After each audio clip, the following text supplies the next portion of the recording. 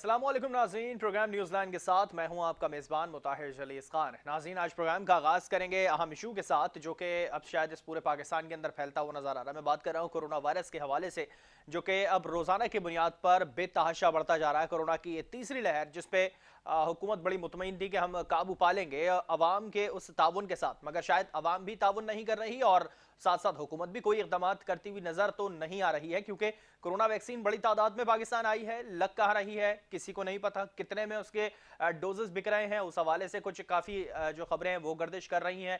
12-13 हज़ार रुपए की एक डोज चलती नजर आ रही है। दूसरी जानिब हुकूमत के जो इकदाम कोरोना वायरस के ऊपर वो शायद बेसूद अब साबित होते हुए नजर आ रहे हैं। इसके साथ साथ जो दीगर सूबाई हुकूमतें हैं वो भी अपने तौर पे काम कर रही हैं। सिंध हुकूमत ने स्टेप उठाने शुरू कर दिए हैं। किस तरह से चीज़ों को देखा जा रहा है, क्या सख्त SOPs अपनाई जा रही हैं, किस पे पाबंदी लगेगी, इस पर बात करेंगे। साथ साथ हुकूमत की क्या कारकर्दगी है सियासी मैदान के अंदर और पाकिस्तान को चलाने के लिए किस तरह से अपने पॉलिसी या अपने रवैये वो अपना रही है, क्या चेंजेस हुकूमत अपने अंदर ला रही है। इसके साथ साथ जो महंगाई चलती नजर आ रही है साथ अवाम के, क्या महंगाई को पीछे कर दिया जाएगा और अवाम आगे जाते हुए नजर आएंगे, इस पर बात की जाएगी। इसके साथ अपोजिशन जो कि काफ़ी तगड़ा किरदार अदा करती है हुकूमत को टफ टाइम देने के लिए, चाहे वो लफ्जी तनकीद हो या मैदान में उतर के जल्द से जुलूस कर रहे हो, तमाम चीज़ें सबके सामने नजर आती हैं। और इसके साथ साथ फिर क्या सूरत हाल रहती है अपोजिशन में, कोई तितर बितर होती हुई खबरें भी ये सुनाई दी गई, क्या वाकई ये सूरत हाल है, इस पर ही बात की जाएगी। मैं सबसे पहले कोरोना से ही आगाज करूंगा और इस पर बात करेंगे। हमारे साथ टेलीफोन पे गेस्ट मौजूद हैं, उन सबका तारुफ करा दें। सेनेटर गौस मोहम्मद साहब हैं, पाकिस्तान मुस्लिम लीग नून से उनका ताल्लुक है। गौस मोहम्मद साहब, बहुत शुक्रिया प्रोग्राम के लिए आपने वक्त निकाला। मैं सबसे पहले बात करूंगा कोरोना वायरस के हवाले से। जो सूरत हाल नज़र आ रही है हमारे पड़ोसी मुल्क के तौर पे हम देखें तो उनके यहाँ बड़ा मामला बिगड़ता हुआ नज़र आ रहा है। पाकिस्तान के अंदर तीसरी लहर काफ़ी ख़तरनाक हो रही है। क्या समझते हैं कि ये हुकूमत कंट्रोल कर पाएगी और अवाम ताउन कर पा रहे हैं? गौस मोहम्मद साहब, आवाज़ आ रही है आपको हमारी? गालिबा उनसे दोबारा रब्ता करने की कोशिश करते हैं, तकनीकी वजूहात के बिना पर उनसे आवाज़ शायद उन तक नहीं पहुंच पा रही है। नून लीग इस पे क्या मौकफ रखती है अपना, क्योंकि किसी के वक्त में ये नहीं पहुंचा है इस तरह का वायरस, इस तरह की वबा जो कि इस मौजूदा हुकूमत के टाइम में आई है, और किस तरह से वो इस चीज़ से निपट रही है वो भी शायद काबिल तारीफ भी है, क्योंकि काफ़ी हद तक पाकिस्तान में इस चीज़ को कंट्रोल किया हुआ है। मगर अवाम अगर ताउन नहीं करेंगे तो इस चीज़ को कंट्रोल करना और ज़्यादा मुश्किल होता हुआ नजर आएगा। जिस तरह से DGI स्पेयर साहब ने भी आज मीडिया ब्रीफिंग दी, उसमें भी उन्होंने कुछ फैक्ट एंड फिगर्स बताए, वो भी सबके सामने पेश किए गए हैं कि किस तरह से चीज़ों को देखा जा रहा है। और जो दीगर ममालिक हैं वो ऑक्सीजन की कमी का जो सामना है उनको काफ़ी होता नजर आ रहा है। पाकिस्तान के अंदर भी तकरीबन फवाद चौधरी साहब ने प्रेस कॉन्फ्रेंस की गुज़िश्ता रोज़ और उनकी जानिब से कहा गया कि हम 100% जो ऑक्सीजन जनरेट कर रहे हैं उसमें से 80% ऐसी है कि जो कि हमने यूटिलाइज करना शुरू कर दिया, और उसमें से 70% पूरी तरह से इस्तेमाल हो रही है। 10% ऐसी है 80 में से कि वो अभी होना बाकी है। क्या वाकई हमें इन तमाम चीज़ों का, इन तमाम चीज़ों की मुश्किलात को सामना करना पड़ेगा, इन तमाम चीज़ों का? सेनेटर गौस मोहम्मद साहब हमारे साथ लाइन पे मौजूद हैं। गौस मोहम्मद साहब, बहुत शुक्रिया प्रोग्राम के लिए आपने वक्त निकाला। कोरोना वायरस की सूरत हाल पे हम अगर बात करें तो क्या लग रहा है आपको इस वक्त जो मौजूदा लहर है, तीसरी लहर, हुकूमत कंट्रोल कर पा रही है पूरी तरीके से और आवाम ताउन कर रही है इसमें? गौस मोहम्मद साहब, आवाज आ रही है आपको हमारी?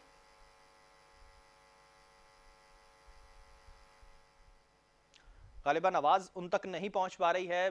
दोबारा उनसे रब्ता करने की कोशिश की जाएगी और यकीनी तौर पे जो मुस्लिम लीग नून का मौक़िफ़ है वो लेने की हम यकीनी तौर पे कोशिश करेंगे कि किस तरह से वो चीज़ें देख रही है, क्योंकि किसी के वक्त में ये नहीं आया।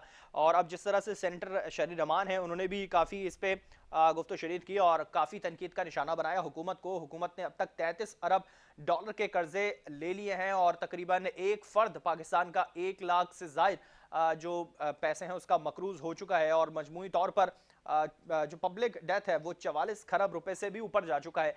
क्या हुकूमत इन तमाम मुआशी अशारियों को काबू कर पा रही है?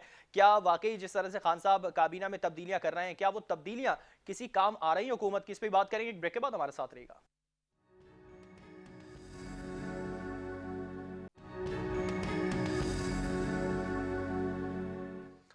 वेलकम बैक नाज़रीन। ब्रेक से पहले हम बात कर रहे थे कोरोना की मौजूदा सूरत हाल के ऊपर और इस वक्त क्या पोजीशन है, हुकूमत क्या इक़दाम कर रही है, किस तरह से तमाम चीज़ों को मैनेज किया जा रहा है या हैंडल किया जा रहा है। इस पर बात करेंगे। हमारे साथ टेलीफोन पे मौजूद है असमतुल्लाह नियाज़ी साहब हैं, सीनियर तजज़ियाकार हैं। असमत साहब, बहुत शुक्रिया प्रोग्राम के लिए वक्त निकाला आपने।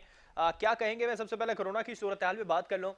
क्या वाकई आपको लग रहा है कि हुकूमत तमाम चीज़ें मिसमैनेज कर रही है, हैंडल नहीं हो पा रही उससे, और जो तीसरी लहर ज़्यादा खतरनाक है, क्या अब हम ऐसा देख सकते हैं कि इंडिया से ज़्यादा खतरनाक यहाँ पर सिचुएशन हो सकती है? देखिए, कोरोना वबा कोई भी हो, उसके अपने उसके मसाइल होते हैं। जी।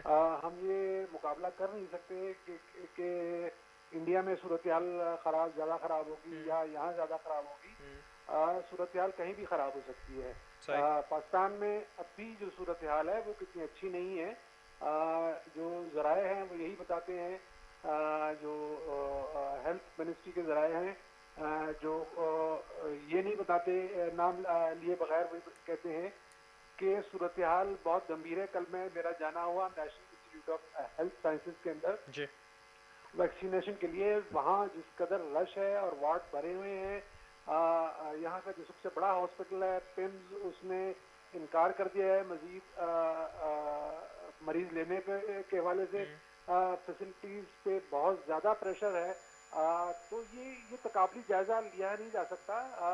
कल ही अच्छा, आपको लगता है कहेंगे। क्या हुकूमत भी सिर्फ जायजे के तौर पे चल रही है, क्योंकि बयानात हैं एक हद तक ही महदूद हैं कि तमाम चीज़ों को हैंडल किया जाए, आवाम एसओपीज़ को फॉलो करे, मास्क पहने, ऑक्सीजन कम होती जा रही है, एक बड़ा खदशा इसका और जाहिर हो चुका है कंपनीज की जानिब से, ऑक्सीजन नहीं है हमारे पास, बहुत बड़ी तादाद में इस्तेमाल हो रही है। क्या वाकई यही सिचुएशन है जैसी बताई जा रही है या दावे किए जा रहे हैं, ऐलानात किए हो रहे हैं? देखिए, जब आप हेल्थ और एजुकेशन के ऊपर इन्वेस्ट नहीं करेंगे तो सूरत हाल ऐसी इससे भी बदतर हो सकती हम्म। है। अभी फौज को लगा दिया गया है। फौज लगाना कोई मसले का हल नहीं है। सही। असल असल मसले का हल है वैक्सीन लगाई जाए। और जितनी ज़्यादा एहतियात आवाम करेंगे उतनी ज़्यादा आप इस वबा हम्म। से बच सकेंगे। हम्म। सूरत हाल ये है कि जो बड़े शहर हैं वहाँ अब भी तकरीबात हो रही हैं और वहाँ लोगों का जमे गफीर जमा होता है। सही। आपने कल देखा होगा एक वीडियो, एक एमएनए ने वायरल की। इसरा एक बाजार है लाहौर शहर के वस्त के अंदर। हम्म। वहाँ जो सूरत हाल है वो हम्म। देखने के काबिल थी कि किस किस कदर वायलेशन हो रही है वहाँ पे एसओपीज की। हम्म। तो जब ये सूरत हाल होगी, लोग खुद अपने इसको जिम्मेदारी नहीं समझेंगे और हुकूमत सिर्फ फौज लगाकर राय फरार अख्तियार अच्छा, करेगी तो मेरे सूरत हाल पर यहाँ काबू नहीं पर पाया जा असमत सकता। साहब, यहाँ पे मेरे दो सवाल बनते हैं। एक तो पहला ये कि हुकूमत ने एसओपीज़ का कहा कि एसओपीज़ को फॉलो करें, और फिर जिस तरह से उन्हें फ़ौज की मदद तलब करी, एक तरफ तो हुकूमत की पॉलिसी यहाँ पर नाकाम हो गई क्योंकि फ़ौज को तलब किया गया। फिर आपको क्या लगता है कि फ़ौज को तलब करना, अब वो फ़ौज एसओपीज़ फॉलो करवाएगी अवाम से, अब सिर्फ फ़ौज का ये काम रह गया है मुल्क के अंदर आते हुए? नहीं, देखिए, इसको जरा समझिए। हम्म। दुनिया भर के अंदर किसी भी हंगामी सूरत हाल को पर काबू पाने के लिए फौज को तलब किया जाता सही। है। चाहे सही। वो फ्लड्स हो, चाहे किसी किसी भी सूरत हाल हो, फौज को तलब किया जाता है। हम्म। इसमें कोई ऐसी बात नहीं। लेकिन बहरहाल ये आखिरी हल नहीं होता फौज को तलब करना। सही। असल सूरत हाल ये है कि आप अपनी जितनी जितनी ज़्यादा से ज़्यादा फैसिलिटीज़ को बढ़ाएंगे, ऑक्सीजन के जो ज़खायर है उसको बढ़ाएंगे। इसके अलावा जो वेंटिलेटर्स हैं, बेड्स हैं, उनको उनमें इजाफा करेंगे। हम्म। और जितनी ज़्यादा वैक्सीनेशन और जितने ज़्यादा टेस्ट आपके पास जो है वो प्रॉपर डेटा भी मौजूद नहीं है, क्योंकि टेस्ट की तादाद अभी भी उस लिहाज से नहीं है ठीक है जितनी इसमें हमारी साहब, मैं आबादी इस है। पे आखिरी सवाल करूंगा, फिर मैं अपना टॉपिक थोड़ा सा चेंज करूंगा। मैं ये सवाल आखिरी करना चाहूंगा कि आपको क्या लगता है, जिस तरह से कहा जा रहा था कि 20वें रोजे से या आने वाले हफ्ते के बाद कुछ लॉकडाउन मजीद सख्त हो सकता है और एसओपीज को सख्ती से फॉलो करवाया जाएगा, क्या सूरत हाल देख रहे हैं आगे आने वाली वक्त? देखिए, पिछले साल अगर आप देखिए तो ईद के बाद सूरत हाल बहुत ज़्यादा ख़राब हो गई हम्म। थी। और अब भी ये प्रिज्यूम किया जा रहा है कि ईद के ऊपर सूरत हाल काफ़ी बिगड़ सकती है, क्योंकि ईद के ऊपर आपको पता है कि लोगों का मिलना जुलना और इंटरसिटी ट्रांसफर्स जो बहुत ज़्यादा सही। होते हैं अब भी बहुत ज़्यादा हो रहे हैं। बाज़ारों में लोग निकलते हैं और उसका इम्पैक्ट आता है। और ये मुझे लग ये रहा है कि ये उन्होंने प्रिज्यूम किया है, प्रीएम्प्ट किया है कि ईद के बाद सूरत हाल ज़्यादा ख़राब होगी। और मेरा भी यही ख्याल है कि ईद के बाद सूरत हाल बिगड़ सकती है। ठीक है, तमाम इसके मौजूदा अलावा जो सूरत हाल डेटा ये कह रही है कि ईद के बाद हो इसके सकता अलावा है। जो एक मेरी एक बात सुन जी लीजिए। जी। इसके अलावा जो डेटा आया है और जो वार्निंग आई है दिसंबर में, जो ब्रिटिश जो वेरिएंट आया है, सही। उसके बारे में ये कहा जा रहा है कि वो 50% ज्यादा इन्फेक्शन फैलाता है और वो उसका इम्पैक्ट जो है जून के बाद आना शुरू होगा। ठीक है, तो बहुत ज़्यादा मामला आगे ख़राब हो सकते हैं। उसमें साहब मैं थोड़ा सा टॉपिक अब चेंज करूँगा, कुछ सियासी रुख की तरफ मुड़ते हैं। जिस तरह से शहबाज शरीफ साहब की रिहाई हुई, वो बाहर आए और काफ़ी खुशी का समा देखा गया नून लीग के अंदर। मगर एक तरफ हमने देखा कि आज पीडीएम की स्टैंडिंग कमेटी का इजलास हुआ। शहबाज शरीफ के बाहर आने के बाद उस इजलास के अंदर मरियम नवाज साहिबा की शिरकत नहीं देखी गई। कैसे देख रहे हैं, क्या नून लीग में कोई टूट फूट नजर आ रही है? मीम और शीन का जो अलहदगी का जो जिक्र था, वो वाकई लग रहा है आपको शहबाज शरीफ साहब के बाहर आने के बाद वाज़ेह तौर पे नजर आ रहा है? देखिए, फैमिली फ्यूड तो है, बहुत पुराना है, नया नहीं है ये। हुँ, जब नवाज शरीफ यहाँ थे उस जमाने में था। नवाज शरीफ की अपनी एक पॉलिसी है जिसको फॉलो कर रही है मरियम नवाज, सही। और शहबाज शरीफ की अपनी हमेशा मुफाहमत की पॉलिसी रही है और वो स्टैब्लिशमेंट के हमेशा करीब रहे हैं। ठीक। और दूसरी बात ये है कि अगर पीडीएम के इजलास की शिरकत नहीं हुई तो जाहिर है प्रेसिडेंट इस वक्त जो है वो हुँ, शहबाज शरीफ ही हैं, हुँ, और उनकी शिरकत ही बनती है।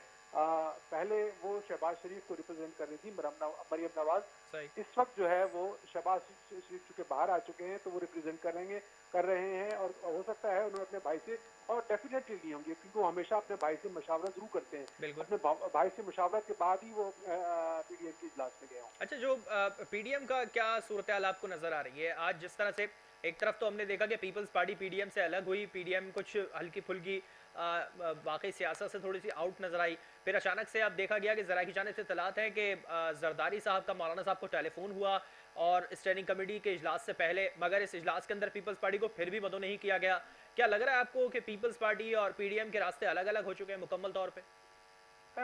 इस वक्त तो नजर यही आ रहा है कि दोनों ना सिर्फ पीपल्स पार्टी बल्कि एएनपी भी अलग हो चुकी है। हुँ, एएनपी की का असर रसूख केपी में अब भी मौजूद है। तो दो सही। बड़ी पार्टियां हैं वो इस वक्त अलग हो चुकी हैं।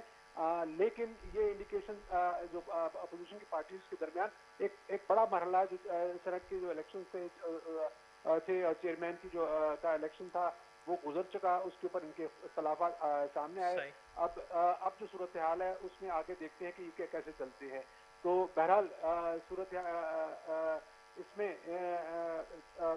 कभी आगे जाएंगी पार्टियां, कभी पीछे हटेंगी, लेकिन ये सिलसिला चलता रहेगा। लेकिन जो जो मुझे सूरत हाल नजर आ रही है, कोई बड़ा डेंट नहीं डाल सकेगी ये ठीक है, पीडीएम। एक बड़ा डेंट तो चलें आप कहते हैं कि पीडीएम में नहीं हो सकती, मगर शायद हुकूमत के नहीं, अंदर वाज़ेह पीडीएम तौर नहीं पे। डाल सकती, पीडीएम डेंट नहीं डाल सकती अच्छा, बड़ा। पीडीएम डेंट नहीं डाल सकती, मगर पीडीएम के ना डालने के बाद भी हुकूमत के अंदर एक डेंट नज़र आ रहा है तरीन साहब की शक्ल के अंदर। क्या लग रहा है आपको, जिस तरह से अब खबरें सुनाई दे रही हैं कि वज़ीर आज़म साहब ने जहांगीर तरीन साहब से मुलाकात के लिए हामी भर ली है, राब्ता हो सकता है, काफ़ी बड़ा धड़ा है, मरियम नवाज़ साहिबा ने भी इस पे निशानदेही की है कि उनके पास जो ग्रुप है वो बहुत बड़ा ग्रुप है उनके पास और काफ़ी ज़्यादा मुतासिर कर सकता है हुकूमत को। आपको क्या लगता है, तरीन साहब कुछ मुश्किल दे सकते हैं खान साहब को? इस वक्त सूरत हाल ये है कि आज अगर आपने मुल्तान गए थे वज़ीर आज़म, और बिल्कुल, वहाँ बिल्कुल। शाह महमूद कुरैशी की आपने तकरीर अगर सुनी हो हुँ, तो उससे अंदाजा होता है कि बहुत शदीद दबाव है इमरान खान के ऊपर हुँ, कि वो ना मिले। सही। और इस जो ग्रुप है जहांगीर तरीन का ग्रुप को वो ज़्यादा अहमियत ना दे। ये दोनों, इन दोनों जहांगीर तरीन और शाह महमूद कुरैशी के दोनों के खिलाफ बहुत गहरे इख्तलाफात हैं। लेकिन इसके बावजूद मेरे ख्याल में जहांगीर तरीन का असर रसूख भी बहुत वसी आगे के सही। ऊपर है। ना सिर्फ पंजाब में है बल्कि एस्टेब्लिशमेंट के भी बहुत करीब है।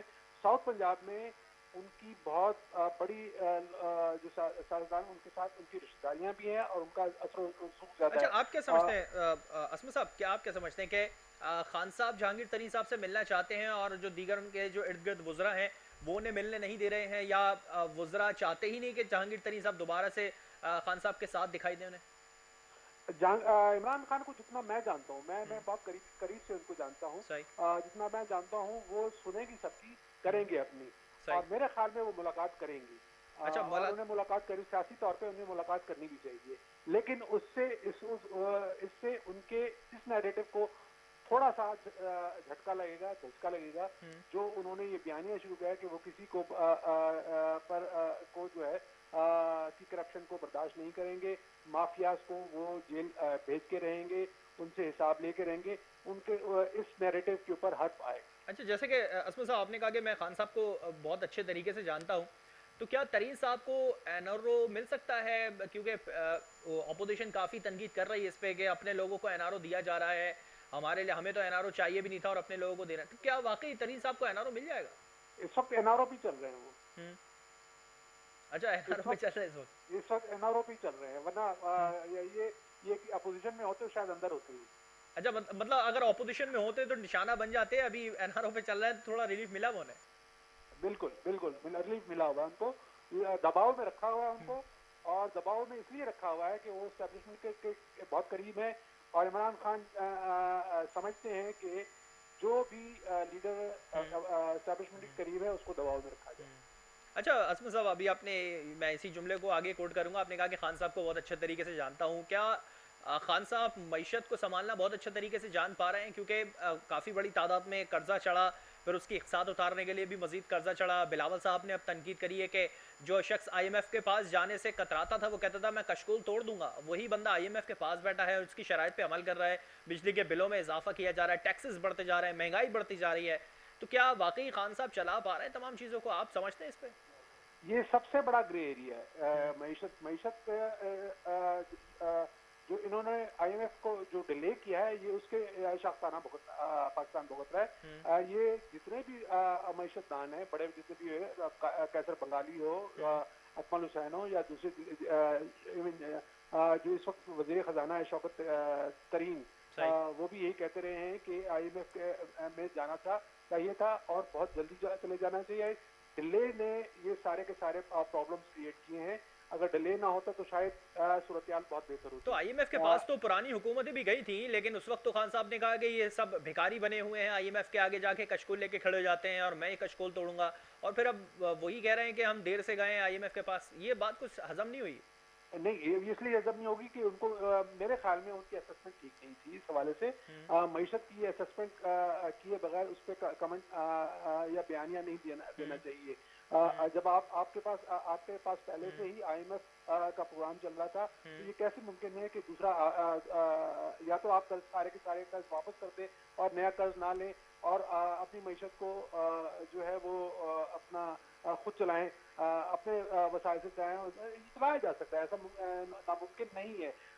मईशतदान जैसे माहिरीन मईशत ने, इक़्तिसादियान ने, अच्छा इसमें साहब, इन तमाम चीज़ों को लेके मरियम साहिबा ने कहा है कि हम अब चाहते हैं कि ये हुकूमत अपने पूरे 5 साल पूरे कर दे, क्योंकि इन्होंने 3 साल में तो कुछ किया नहीं, मजीद 2 साल में क्या कौन से पहाड़ तोड़ देंगे? क्या लग रहा है आपको 2 साल के अंदर कुछ बेहतर नहीं हो पाएगा? इसी तरह चलेंगी चीज़ें, लोग परेशान रहेंगे, महंगाई के तले दबे रहेंगे?